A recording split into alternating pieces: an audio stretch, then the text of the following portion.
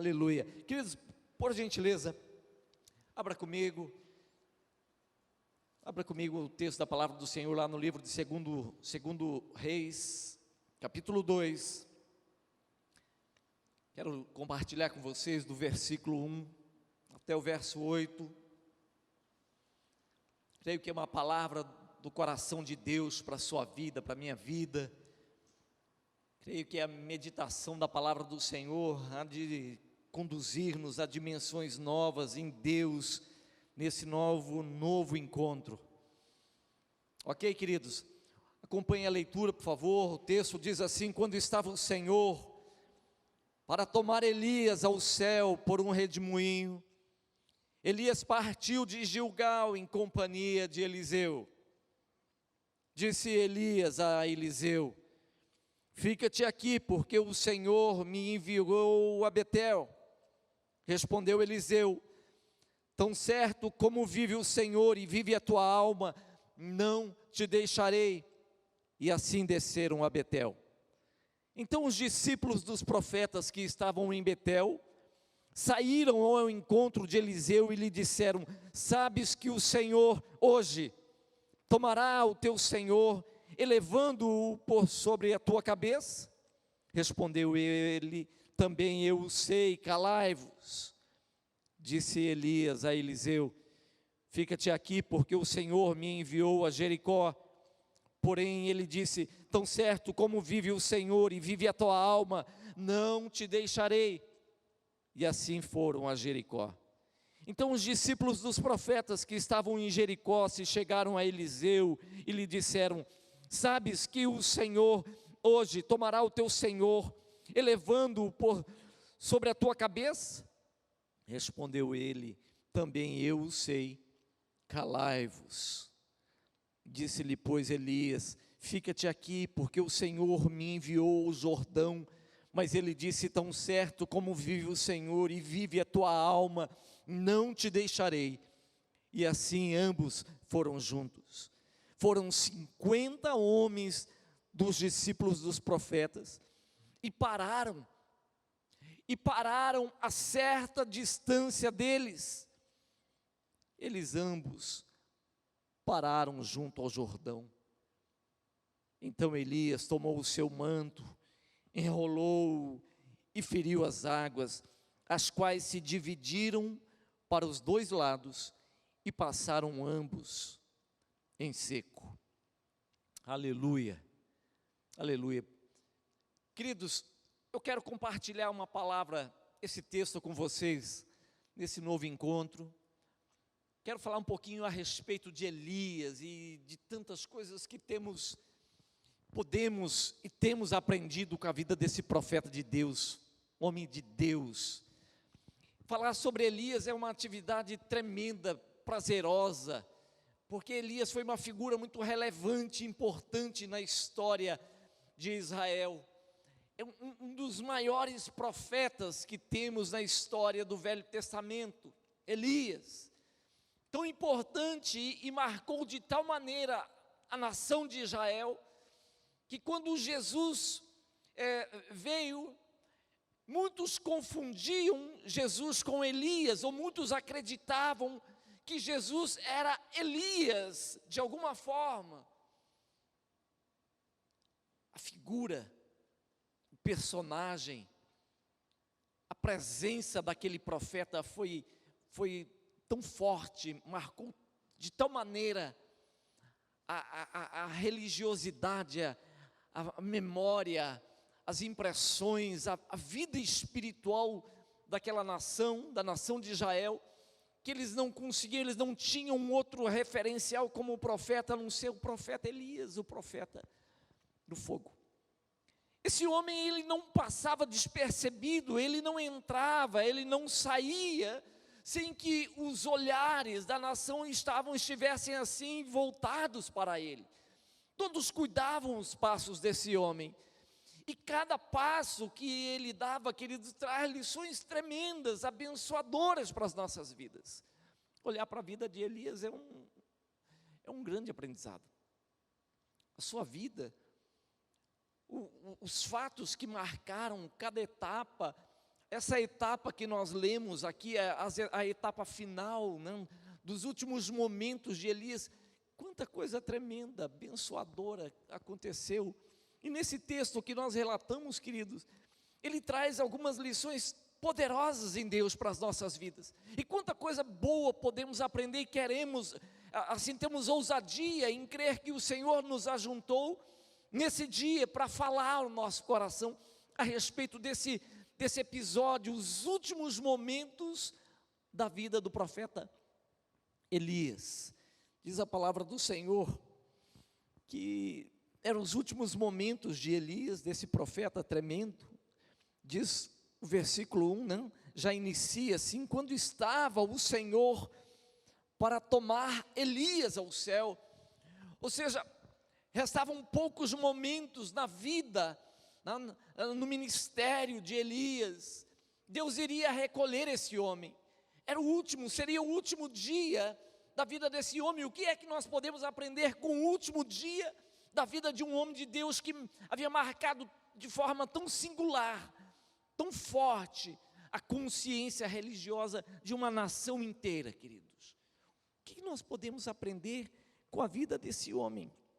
O texto diz, a palavra do Senhor diz que Elias seguia, os seus últimos, ou ele dava os seus últimos passos, que terminaria ali no Jordão. Ele daria esses passos seguido de forma muito, muito próxima, né, do seu discípulo chamado Eliseu. Agora, não apenas Eliseu foi o único homem que o acompanhara nos seus atos finais, porém 50 outros discípulos de profetas também o acompanhavam, né, e acompanhavam, ainda que de longe, todos esses momentos, essas cenas, essas etapas, né, finais da vida desse grande profeta.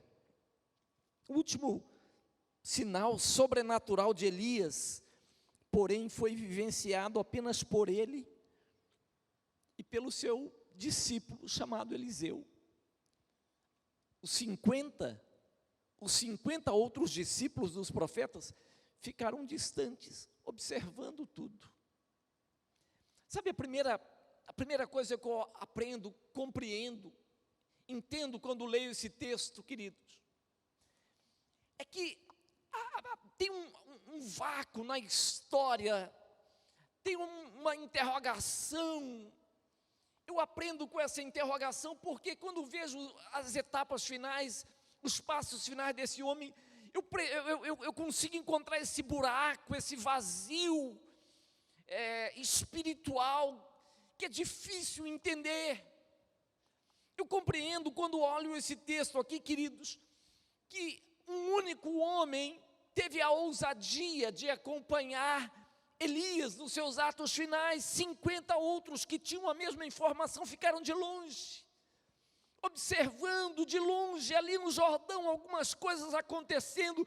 O espírito profético de Elias estava se movendo ali junto ao Jordão, e apenas um discípulo teve a coragem, a ousadia de ir até o fim com ele.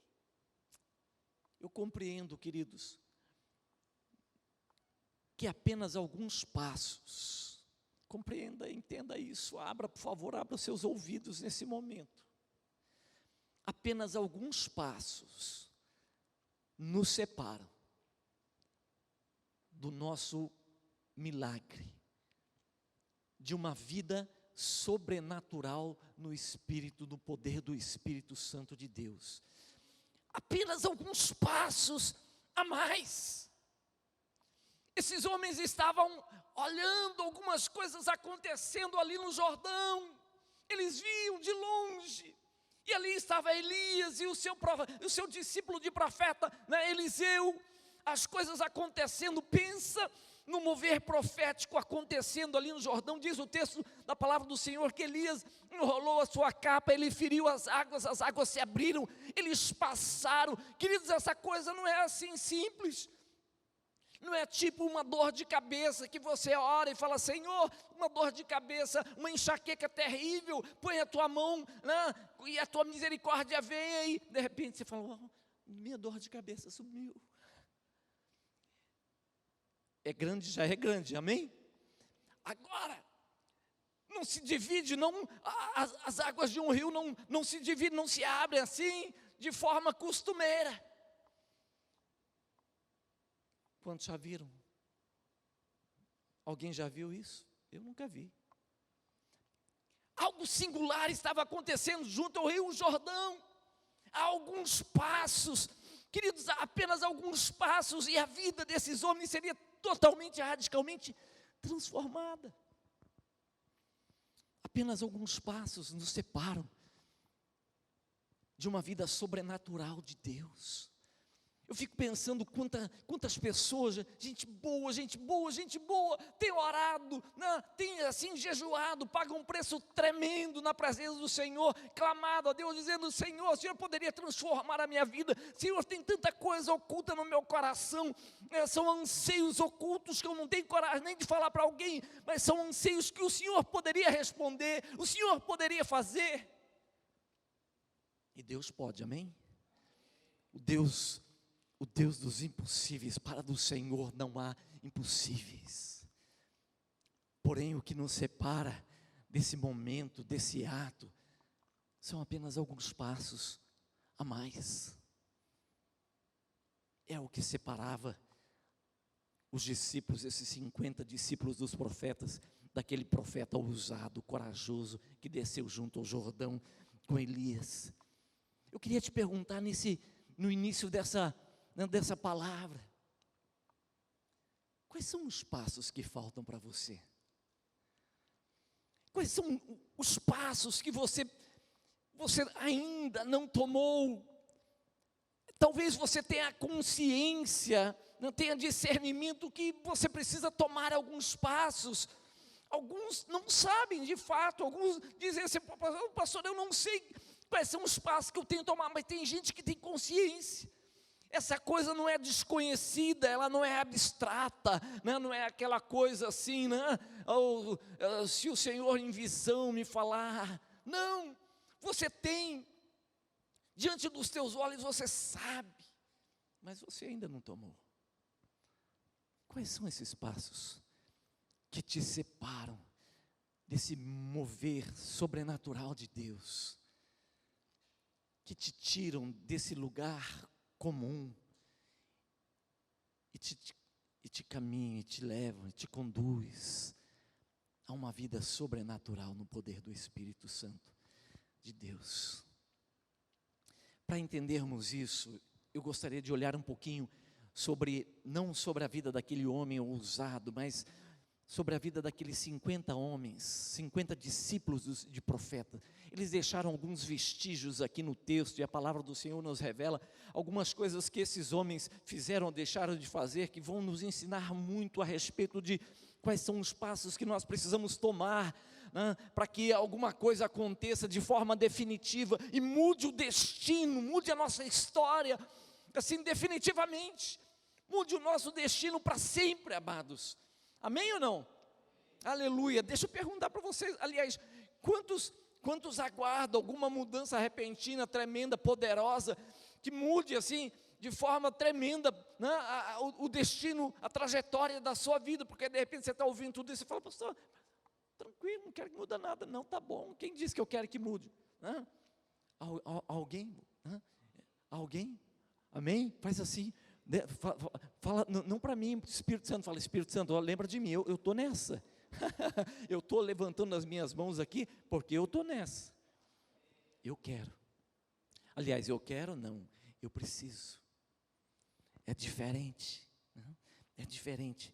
Queridos, quando olhamos então para os discípulos que ficaram distantes, nós entendemos o que lhes faltava. Em primeiro lugar, todos os 50 discípulos dos profetas que ficaram longe, todos eles tinham as mesmas revelações e informações que Eliseu possuía. Eliseu não tinha uma informação, uma revelação privilegiada, não. Não é dizer que Eliseu foi até o Jordão porque ele tinha uma palavra, uma revelação assim diferenciada, que os demais profetas não tinham. Todos tiveram as mesmas revelações, as mesmas condições, as mesmas informações sobre o que aconteceria ali. Quando você olha esse texto, e isso é impressionante, o texto diz que Elias partiu de Gilgal, e Elias disse para Eliseu: fica aqui porque o Senhor me enviou para Betel. Eliseu falou: de jeito nenhum, tão certo como vive o Senhor, né? Tão certo como vive o Senhor e vive a tua alma, não vou te deixar de jeito nenhum.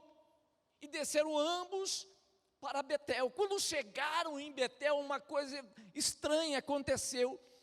Os discípulos de profetas, os discípulos de profetas que residiam, que estavam em Betel, eles correram, eles foram ao encontro de quem? De Eliseu. E eles falaram com Eliseu: você sabia que o Senhor, e eu fico impressionado com isso, eles sabiam até o dia. Você sabia, Eliseu, que o Senhor hoje, não era algo assim do tipo, tivemos uma revelação, tivemos uma visão, um sonho de que se aproxima o dia onde o Espírito do Senhor há de recolher Elias. Não, eles disseram: hoje o Senhor há de recolher Elias. Eliseu ouviu aquilo dos profetas ali de Betel e disse: eu também sei, calai-vos. Ou seja, a informação, a revelação não era exclusiva de Eliseu, era também dos discípulos que estavam em Betel, e eles continuaram a viagem, continuaram caminhando. Quando eles chegaram ali em Betel, Elias disse a Eliseu: fica aqui, porque agora o Senhor me enviou para Jericó, eu estou indo para Jericó, fica aqui. Eliseu olhou para Elias e falou: de jeito nenhum, tão certo como vive o Senhor, eu não te deixarei, vamos juntos para Jericó. Quando eles chegaram em Jericó, queridos, outra coisa tremenda, estranha acontece, porque os discípulos dos profetas que estavam em Jericó, eles correram até Eliseu e disseram as mesmas coisas que os discípulos dos profetas que estavam em Betel. Eles disseram para Eliseu: você sabia que o Senhor hoje recolherá o teu senhor Elias, o profeta será tomado hoje. Eliseu olhou para aqueles discípulos dos profetas em Jericó e ele disse: calai-vos, também eu o sei. As informações e as revelações que os discípulos dos profetas tiveram em Betel foram as mesmas informações e revelações que os discípulos dos profetas tiveram em Jericó. As mesmas informações, queridos, não havia nada, não mudou. Ou seja, queridos, não tinha uma informação exclusiva, reservada. Não, Eliseu não tinha nada diferente dos 50 discípulos dos profetas que acompanhavam a certa distância, nada. Eles tinham acesso, era um acesso privilegiado ao trono, era um acesso sem acepção de pessoas, todos eles tiveram. Eu não sei como o Senhor o revelou, não sei, o texto não fala, mas todos eles tiveram esse acesso. Se fosse nos dias atuais, a gente falaria: passou um WhatsApp, né? Um colégio apostólico ou profético passou o WhatsApp para o outro, falou: fica atento, né? Fica atento, porque o negócio vai acontecer hoje. Não, era a ação de Deus mesmo. O Senhor estava revelando para todos eles, eles sabiam. O que diferencia, fala assim comigo, o que diferencia um homem de outro homem não é a quantidade de revelações e informações que ele acumula, mas é a qualidade das suas ações. É isso. É isso. O que diferencia um homem de outro homem, querido, não é a quantidade de revelação que ele tem, a quantidade de informação que esse cara consegue acumular, não, mas é a qualidade das suas ações. se ele não tiver qualidade nas suas ações, se ele não tiver uma ação efetiva, aquelas revelações, queridos, vão ser um peso na sua alma, no seu coração, aquelas informações vão lhe tornar, assim, sei lá, um acessório, não, do Google, menos o homem de Deus. Ninguém é profeta de Deus porque tem muita informação. Ninguém se torna um pastor porque tem um excesso de revelação e de informação, né? E muitas vezes a gente fica pensando, puxa, o cara é um apóstolo, o cara é um mestre, um cara é um evangelista, um pastor na casa de Deus, deve saber tudo, né? De cor e salteado. Qualquer pergunta que você fizer para ele, o cara sabe é nada. Ele pode não ter acúmulo de informação, mas ele tem qualidade nas suas ações. É isso que muda a história de um homem de Deus. É isso que faz de você uma mulher de Deus. É isso que te diferencia, é isso que te tira do lugar comum, onde tem tantas mulheres, de repente uma se sobressai, onde tem tantos homens, de repente um se sobressai. Meu Deus do céu, tantos jovens ali, porque exatamente aquele homem, será a natureza? O que foi? Teve qualidade nas suas ações, foi efetivo, recebeu a revelação, recebeu a palavra, a promessa do Senhor. Ele não simplesmente jogou ali no baú de informação, aquele baú teológico, onde ele vai guardando informação e fala, meu Deus, isso eu sei. É nada. Pegou aquela revelação, pegou aquela promessa de Deus, pegou aquela palavra de Deus, e ele teve ação efetiva com aquilo ali, falou, esse negócio é para mim, essa palavra é para mim, Deus está falando comigo hoje, Ele está exigindo, Ele está cobrando alguma coisa, um posicionamento da minha parte, e eu vou com tudo. Eliseu disse na verdade para Elias, tão certo como vive o Senhor, tão certo como vive o Senhor e vive a tua alma, não te deixarei. Queridos, olha que coisa tremenda, não basta acumular as revelações, não basta acumular e anunciar as revelações, se elas não nos comprometerem, compreende? Se esse acúmulo de informação e revelação não está te comprometendo de alguma forma, queridos, sai fora, isso é peso. Sabe por quê? Você está acumulando apenas informação. Você é daquele que consegue, tem tanta informação que consegue sentar com qualquer um, discutir a respeito de qualquer ponto de vista teológico, mas elas não te comprometem. Academicamente você é um show, senta com qualquer um, qualquer ponto de vista teológico, você dá um pitaco, você tem um pitaco para tudo, mas não tem ação profética na sua vida, e o que muda são as ações proféticas que temos em Deus, né? Eliseu sabia que aquela revelação que ele teve, né, de que Elias seria tomado, aquele negócio deveria comprometê-lo. Elias dizia, você fica em Betel, eu preciso ir para Jericó. Ele falou, de jeito nenhum, tão certo como vive o Senhor, vive a tua alma, eu não vou te deixar. Ou seja, ele estava comprometido, querido, ele iria até as últimas consequências. O destino profético de Elias seria o mesmo destino profético de Eliseu. Aquilo que ocorresse, aquilo que haveria de ocorrer com Elias, teria que acontecer também com Eliseu. Os outros tinham informação, revelação vaga, mas ficaram. Quantos estão compreendendo, amém? Ok? Tudo bem? Vocês estão comigo até aqui? Aleluia, aleluia. Vamos continuar, né? Vamos continuar. Os discípulos, queridos, segundo lugar, os discípulos não chegaram a Elias em nenhum momento, mesmo sabendo que aquele seria o último dia de Elias. Queridos, todos eles sabiam, eles não sabiam a forma, porém sabiam que o Senhor haveria de recolhê-lo naquele dia. Eles disseram, disseram para Eliseu, você sabe que o Senhor hoje vai recolher. Agora, queridos, quem em sã consciência, sabendo que um profeta, no nosso caso, dentro do contexto aqui, que um profeta do quilate de Elias, um homem que havia marcado a consciência nacional, religiosa nacional de Israel.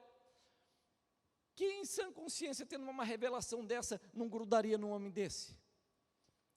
Pergunto para vocês, quem é em sã consciência que não madrugaria na porta da casa desse cara e falasse, eu vou esperar até ele acordar? Sei lá se ele tinha casa, de repente estava na caverna, né? Vou ficar aqui de plantão na porta da caverna. Na hora que esse homem sair, grudo junto. Ele não vai dar um passo sem que eu o acompanhe. Nos nossos dias, né? Queridos, pelo menos um abraço. Você tem uma revelação dessa, né? Você nunca se aproximou, nunca teve coragem de chegar perto de Elias, mas tendo uma revelação dessa, quem é que não gostaria de falar, Elias, eu vim fazer uma visita faz tanto tempo, né? Tanto tempo que a gente comparece assim nos sacrifícios, né? Nas cruzadas e tudo mais, mas nunca te dei um abraço, ou eu vim te dar um abraço. Ou chegar para Elias e falar, Elias, eu estou tendo essa revelação, estou tendo esse discernimento, será que isso é algo fictício? Será que isso é um equívoco? Será que é uma percepção equivocada da minha parte? Vamos sentar, vamos conversar, Deus tem te falado alguma coisa a esse respeito? Ou é um sentimento, ou é uma visão, né, que eu tive de forma isolada, ninguém mais está sentindo, discernindo isso? Não, queridos, é interessante isso, todos eles correram para Eliseu, ninguém chegou até Elias, ninguém teve a coragem de chegar em Elias e falar, Elias, vamos conversar. O homem estava ali, mas ninguém chegava no homem.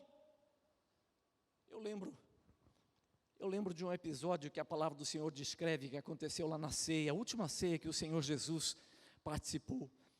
Era aquele momento, eles estavam tomando a refeição juntos, quando o Senhor, né, ele havia anunciado que um dentre eles ali seria o traidor. Queridos, agora você imagina, era uma reunião pequena, uma reunião de equipe, uma reunião pequena, Jesus com os seus apóstolos. Quando ele diz assim, olha, um dentre vós me trairá, ora, Jesus e mais 12. Pensa no incômodo que aquela informação gerou.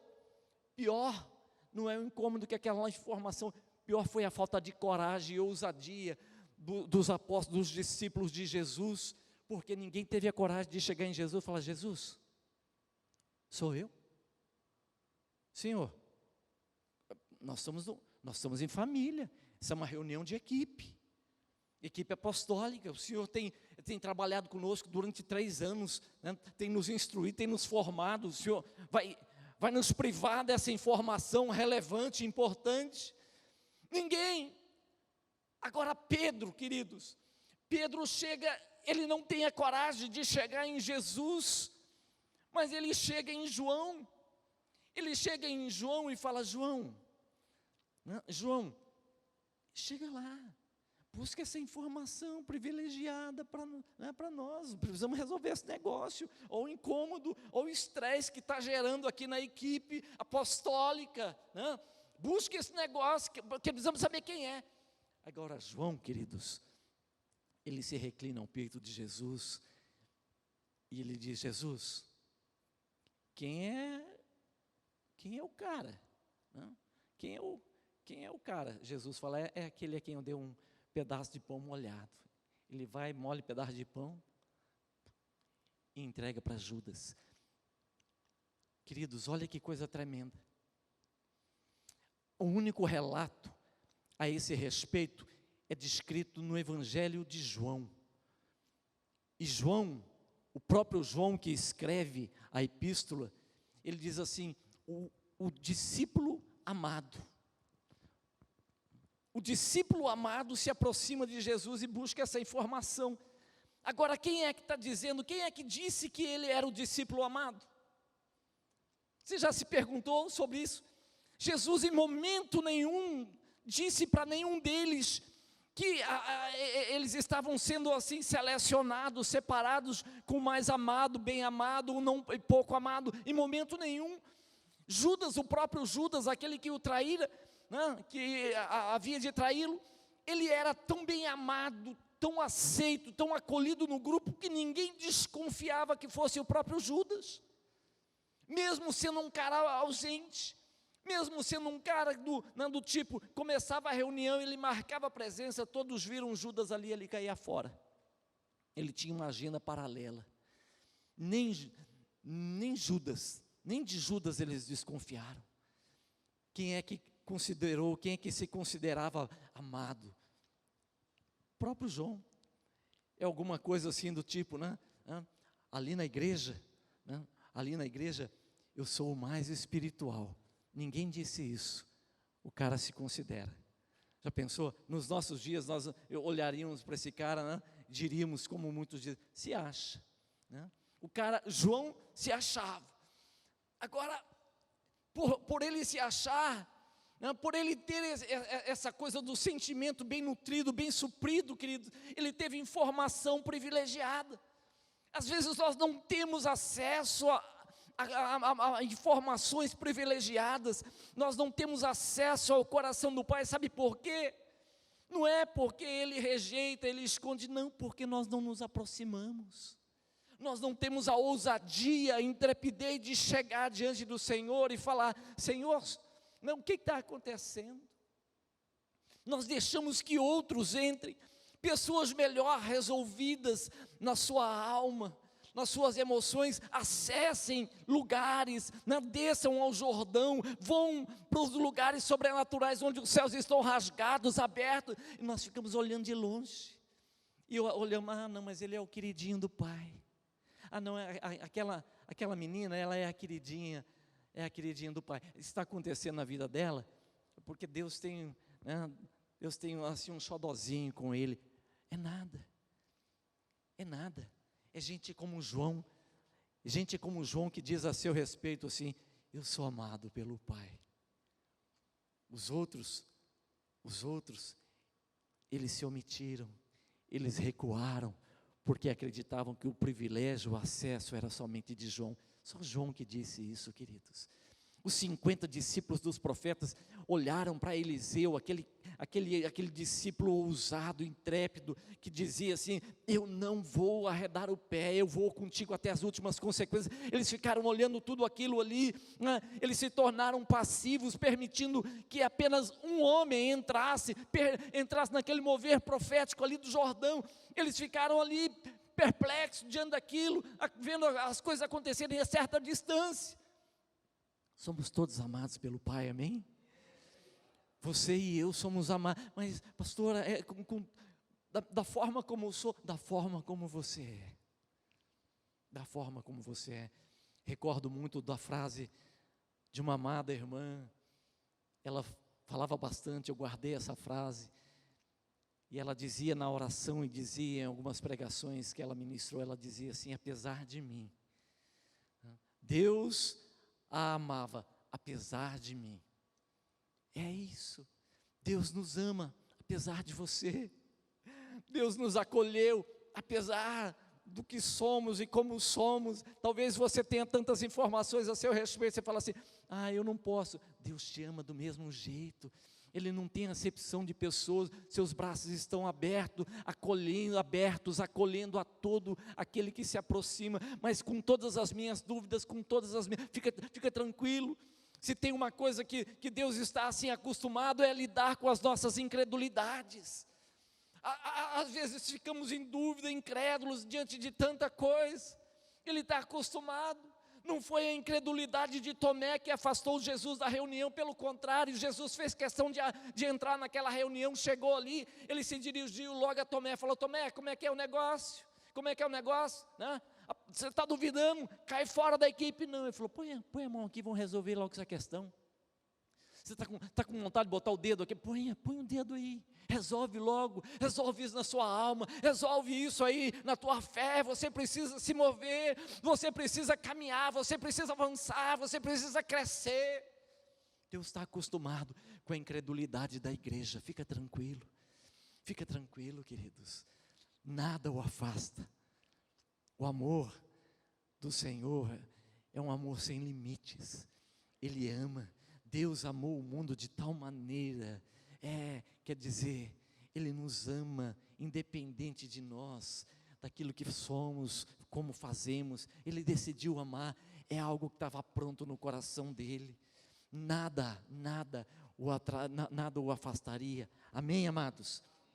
Aleluia. Eu quero terminar essa frase, essa ministração dizendo que eles preferiram ver tudo de longe, mesmo sabendo que Eliseu teve a ousadia de viver aquele momento. Eles ficaram a certa distância, mesmo sabendo que tinha um dentre eles ali, um mais ousado, que falou: eu vou ver esse negócio, eu vou ficar junto. Tem gente acostumada a fazer isso. Tem gente que de alguma forma fica satisfeito em ter a notícia depois, através do jornal. Tem gente que fala assim: não, eu não preciso depois, né? Eu vejo na retrospectiva do YouTube, está ótimo, né? Eu vou assim, vai ficar gravado o culto? Está sendo gravado aí do fundo? Está sendo gravado? Olha que maravilha, está sendo gravado, né? Vir, para quê? Eu posso assistir, se eu não tiver tempo na semana que vem, na outra.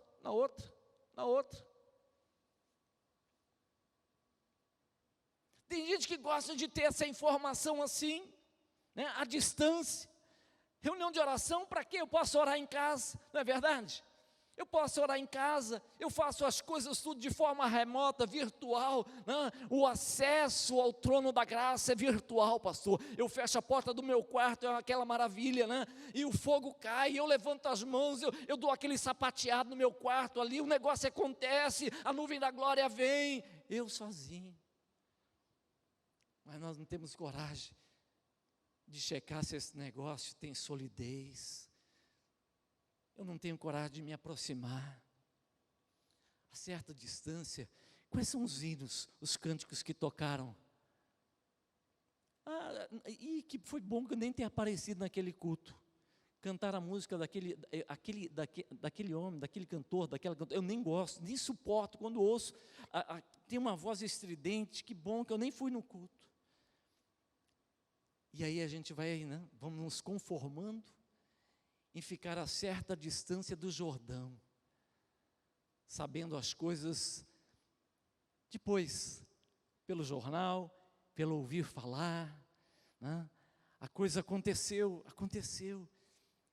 o fogo da glória veio, o mover do Espírito do Senhor veio sobre Elias, as águas foram rasgadas ao meio, eles passaram, meu Deus do céu, eu fico olhando, eu fico imaginando aqueles 50 discípulos de longe olhando, falando: meu Deus do céu, o que é isso?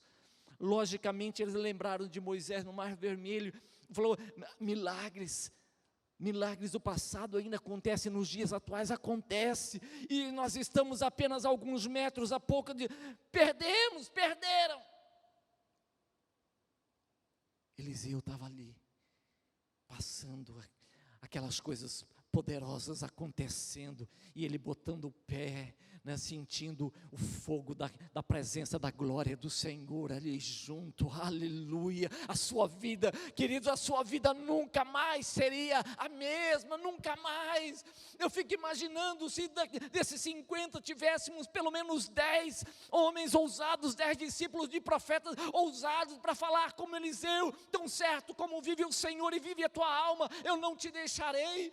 Nós teríamos uma outra história, queridos, porque não teríamos apenas um profeta com a porção dupla do espírito de Elias, como Eliseu herdou. Não teríamos 10, 20, pensem em 51 discípulos do profeta, cheios do Espírito de Deus, do fogo da glória de Deus, incendiando as nações. A história das nações hoje seria outra.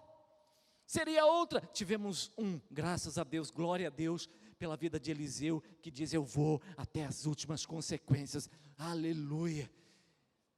Quando eles passaram, dali a pouco veio um redemoinho, carros de fogo vieram buscar, né? Olha que coisa tremenda, carros de fogo vieram buscar Elias. Eliseu está ali olhando tudo aquilo: meu pai, carros de Israel e seus cavaleiros. Ele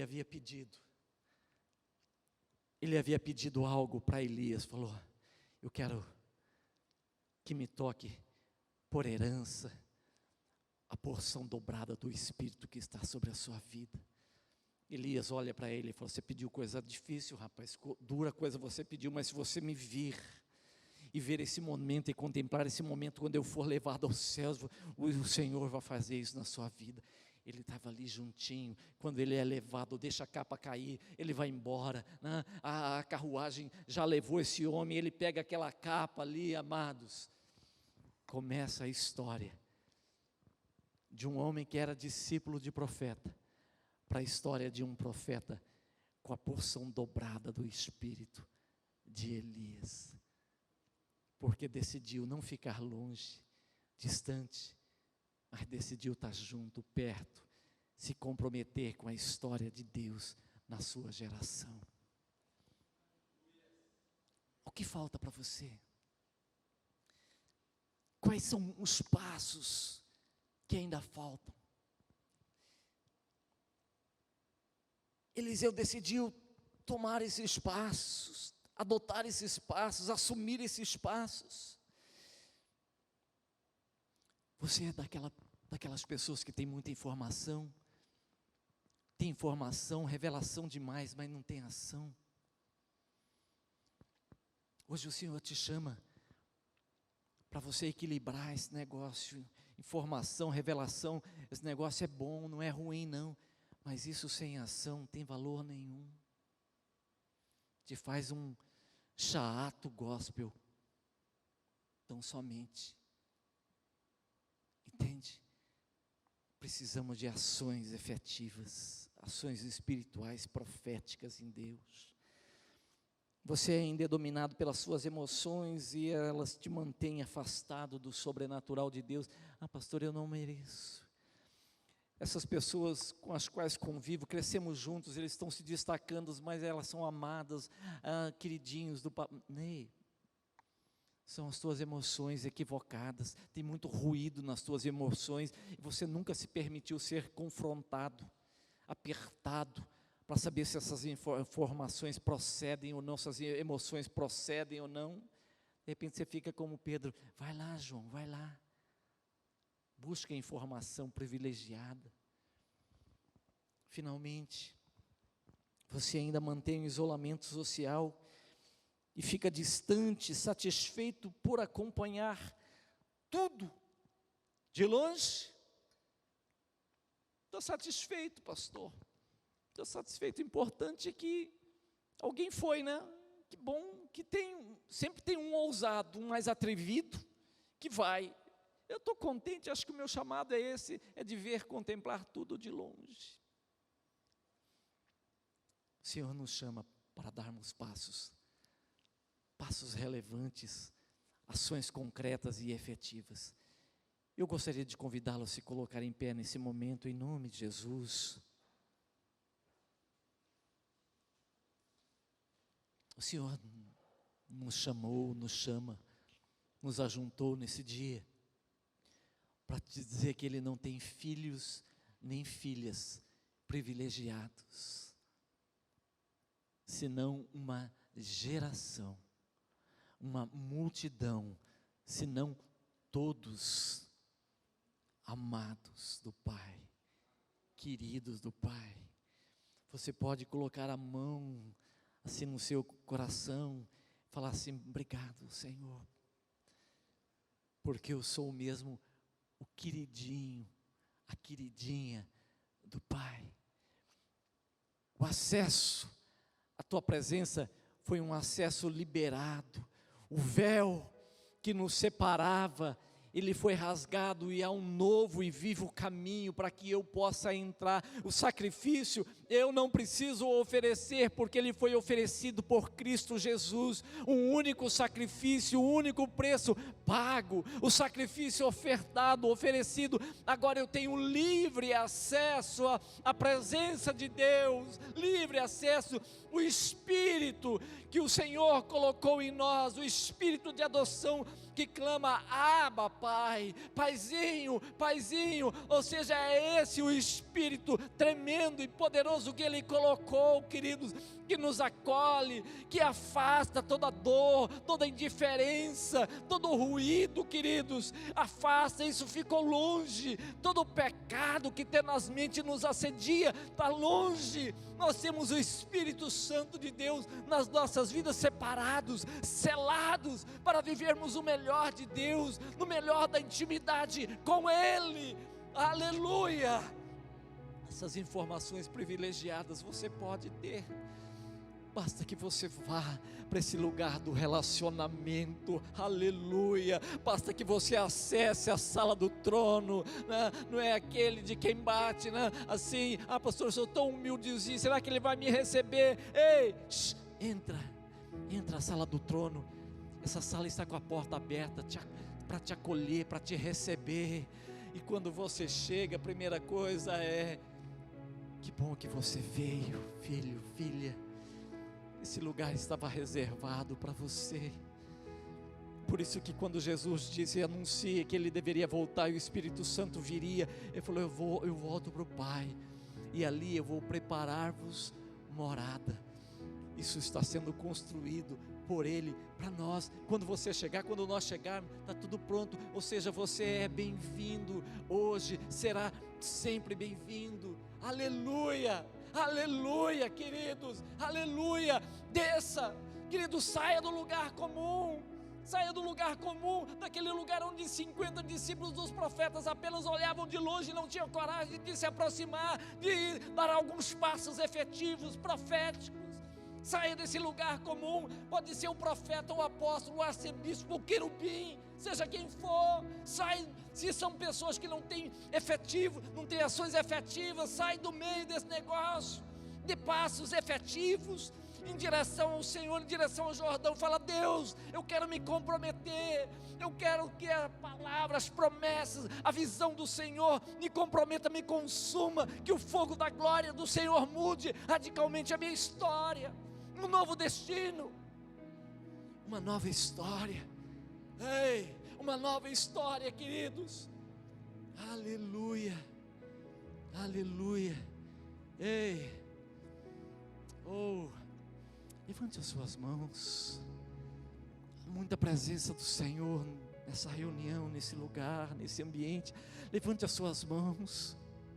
Levante as suas mãos para Ele, deixa Ele tocá-lo, deixa o Espírito do Senhor te tocar, deixa o Espírito do Senhor tratar e trazer cura agora ao teu coração, à tua alma.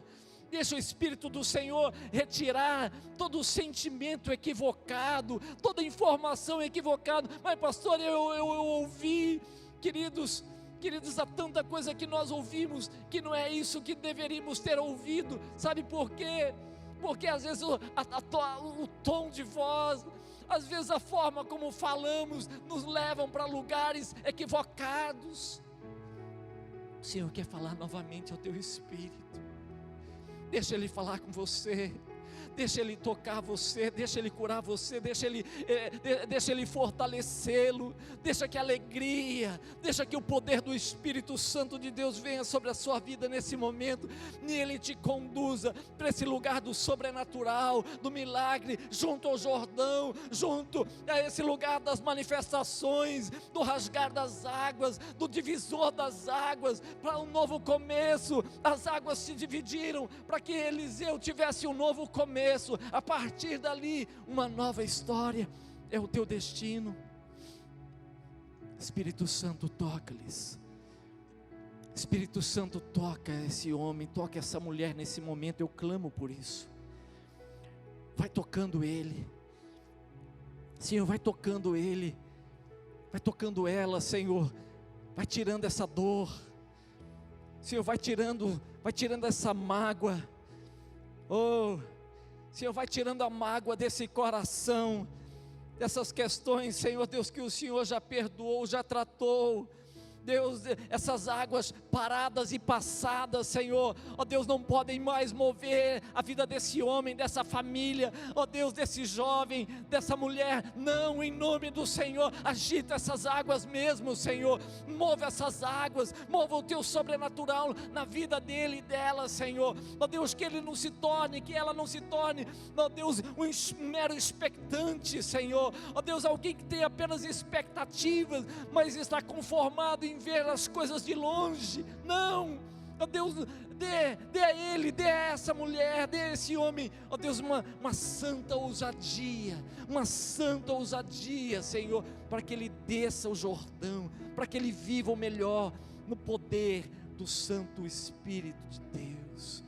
Toca-lhes, encha-os, uma nova dimensão, uma nova história, a partir desse momento, sobre ele, sobre ela, em nome de Jesus.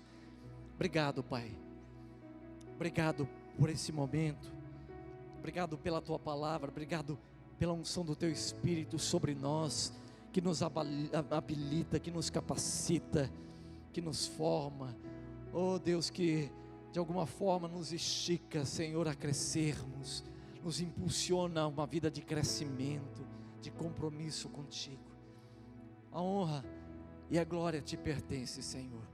Que a bênção do Senhor, presença poderosa do Teu Santo Espírito, seja sobre cada família nesse lugar representada, Senhor. Aqueles que nos ouvirão, ó Deus, depois, aqueles que ouvirão essa palavra, ó Deus, no decorrer desse dia, dessa semana, Deus, que o Teu Espírito Santo de alguma forma toque-lhes, Senhor, e os tire do lugar comum, assim como nós. É o que nós te pedimos e oramos, em o nome do Senhor Jesus. Amém, queridos. Vão em paz. Uma vida no poder do Espírito Santo lhe está reservada. Deus te abençoe.